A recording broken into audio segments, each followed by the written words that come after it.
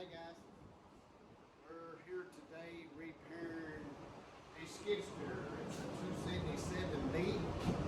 The customer brought it to me, said it was using extremely amount of oil, running hot, and getting oil in the radiator.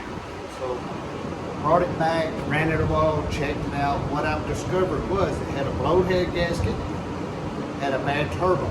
The head gasket was pushing oil in the water through the head gasket. The turbo is why it was burning extremely oil and running hot due to the blown head gasket.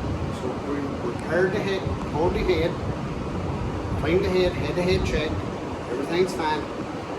Installed a new head gasket, putting it back on, getting ready to set the rocker arms, or the rocker train. Right here, we're getting ready to put this rocker train back on.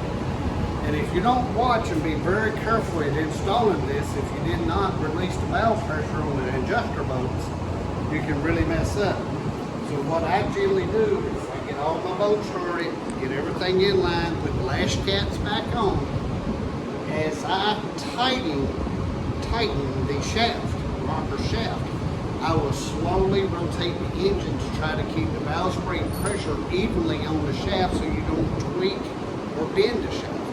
If you'll take your time and rotate the engine over it easy, it will work that way. Don't know how many people's been into these skid steers or this and that. I've been doing this pretty much my whole life. And I thought I'd make a little short video. I see everybody else had videos and this and that. And I thought, well, my granddaughter's here with me. She knows all about the phones. I'm not so good at the phones. But she decided she'd just take a short video of Papa working on that skid steer.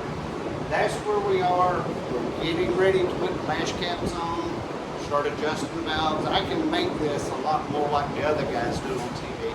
But yet I don't know if anybody's going to like something like this or not. She wanted to give it a try. We're giving it a try. Like, share, and just let me know.